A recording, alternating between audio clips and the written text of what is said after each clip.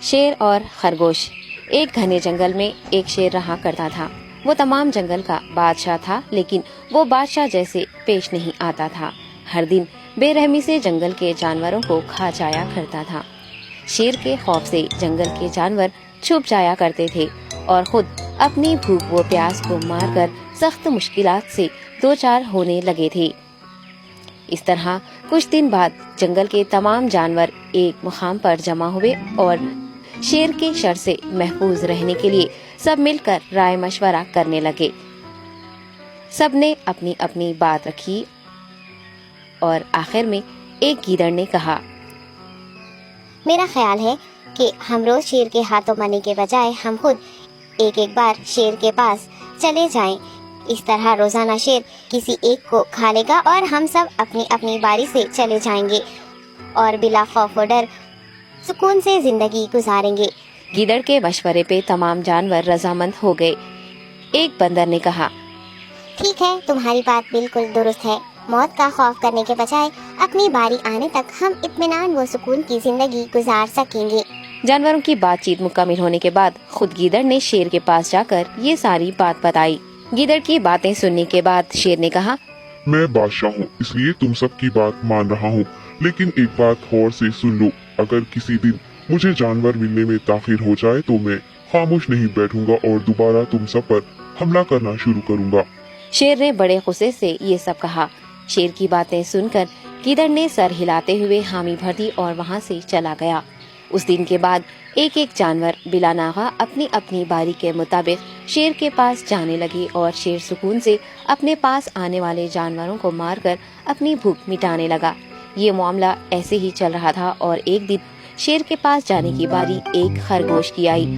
وہ خرگوش بہت ہی ہوشیار تھا، اسے شیر کے پاس جانا منظور نہیں تھا اور اس نے اپنے ساتھی جانوروں کو بے رحمی سے مارنے والے شیر کو سبق سکھانے کی ٹھان لی اور ایک اچھی تدبیر نکال کر آہستہ آہستہ شیر کی گفا کے پاس پہنچ گیا۔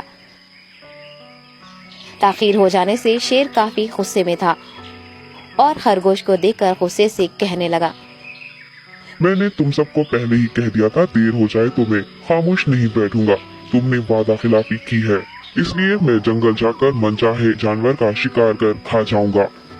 تب خرگوش نے شیر سے کہا، معاف کر دیجیے بادشاہ سلامت، غلطی ہو گئی اور اس کا ایک واجب سبب ہے، اطمینان رکھیے، میں بیان کرتا ہوں، آپ سنیے اور اس کے بعد آپ آرام سے مجھے مار کر کھا لیں۔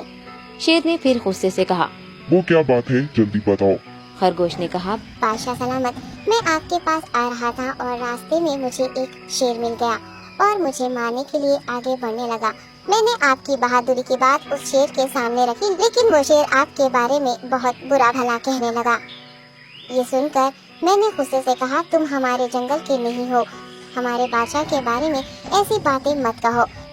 یہ سن کر وہ شیر مجھ پر حملہ کرنے کے لیے تیار ہو گیا۔ یہ دیکھ کر میں نے کہا، تم مجھے مارو گے تو ہمارے بادشاہ تمہیں ہرگز نہیں بخشیں گے۔ تب اس شیر نے کہا، تمہارا بادشاہ میرا کیا کر لے گا؟ میں نے کئی ہاتھیوں کو اپنے پنجے سے مار گرایا ہے، تمہارا بادشاہ ہو یا کوئی اور ہو، میرے ہاتھوں بچ نہیں سکتا اور میرے سامنے کوئی ٹک نہیں سکتا، میں اسے ختم کروں گا۔ یہ سب بدتمیزی کرنے لگا۔ میں نے اس شیر سے کہا، تم ہمارے بادشاہ سے آ کر بات کرو۔ تب اس نے فخر سے کہا، میں کیوں آؤں؟ تمہارے بادشاہ میں دم ہے تو اسے ہی یہاں لے کر آؤ۔ یہ کہہ کر مجھے دبانے لگا۔ بادشاہ سلامت، اسی لیے آنے میں تاخیر ہو گئی۔ یہ سنتے ہی شیر غصے سے کہنے لگا، چلو ابھی چلتے ہیں، اسے ختم کر دوں گا۔ یہ سننے کے بعد خرگوش نے شیر کو جنگل کے درمیان موجود ایک کنویں کے پاس لے گیا۔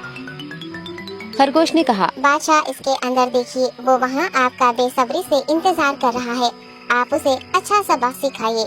شیر غصے سے فوراً کنویں میں جھانکنے لگا اور زور سے دہاڑنے لگا۔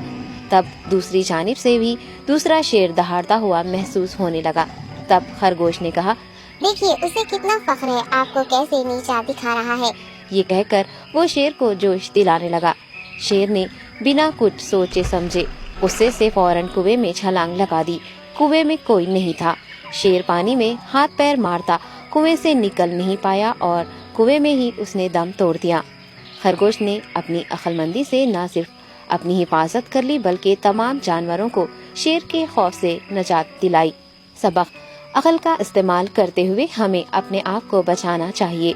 बाजुओं के जोर से दिमाग की ताकत ज्यादा होती है। Hi kids! Hope you liked the video. Subscribe for more videos. Visit us in Facebook and Twitter. Thank you.